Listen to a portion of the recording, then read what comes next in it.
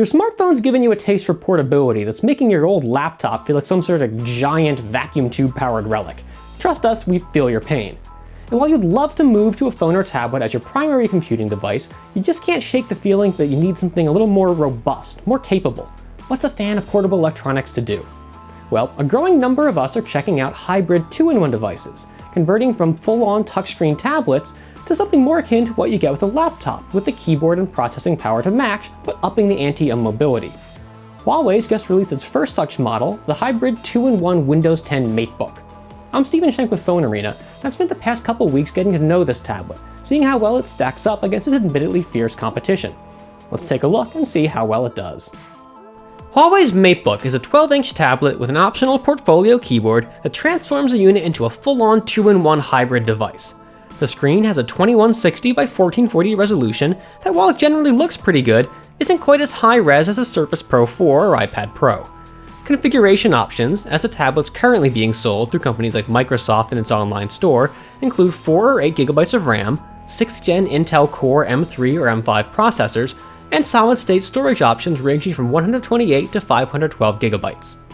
The tablet runs Windows 10, and Microsoft's selling the 2-in-1 as one of its special signature editions. That means a pure Windows experience without trial software, bloatware, and all that crap that can ruin a new PC. And indeed, the MateBook gets you started using it in no time flat, diving right into Microsoft's operating system, having you set up your account, and getting it authorized with the tablet's Fingerprint Scanner. The resurgence of fingerprint scanners on phones, tablets, and laptops alike has been full of successes and failures, but Huawei's petite edge-mounted scanner on the MateBook is a real joy to use. 90% of the time, authentication is smooth and painless, and on that off chance it misses, a quick second tap is all it takes to make things right. Though, speaking of right, it's a fair criticism that the scanner's placement is a bit more favorable towards right-handed users, though it shouldn't be a deal-breaker for lefties. The MateBook screen isn't the brightest we've ever seen, but it stands its ground compared to competitors like the iPad Pro, and viewing angles are pretty wide. The top-edge stereo speakers may not replace your dedicated Bluetooth speaker, but they're loud enough to be heard across a room, no problem. There's a headphone jack for private listening, though its corner placement feels a bit awkward, and the port itself is a tight fit.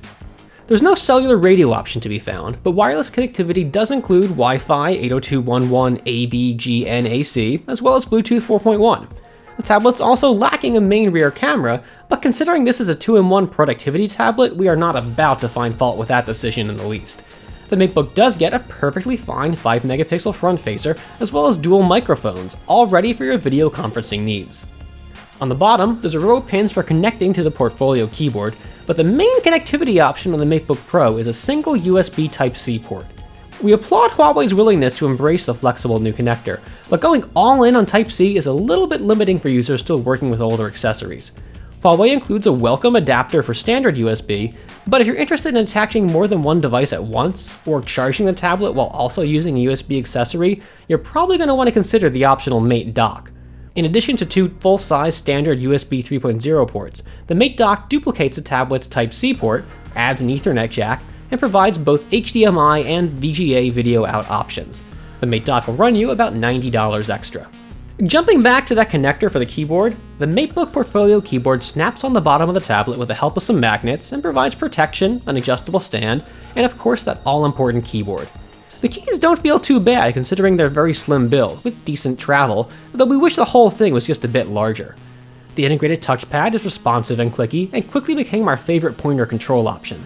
The stand works okay in fully upright mode, and also lets the keyboard fold all the way around for a presentation display, but there's a halfway up configuration that relies far too much on magnets and friction to stay in place, and just doesn't feel very secure.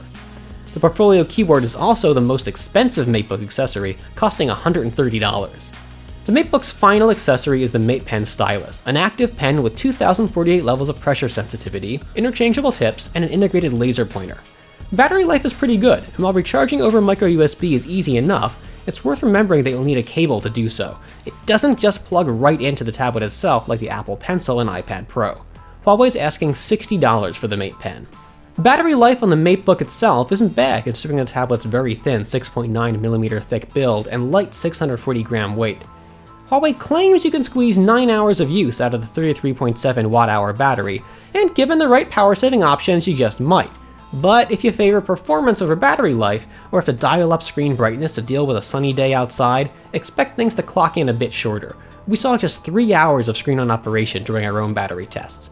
Recharging is speedy enough at least, with the MateBook returning the full battery capacity in 2 hours and change. Pricing for the MateBook starts at about $700 for its lowest end option, though if you upgrade to 8GB of RAM, 512GB of storage, and the Core M5 processor, you're already paying $1,200. Add on to that the Mate Pen, Mate Dock, and Portfolio keyboard accessories, and now you're looking at $1,480 total, more than double the entry-level price.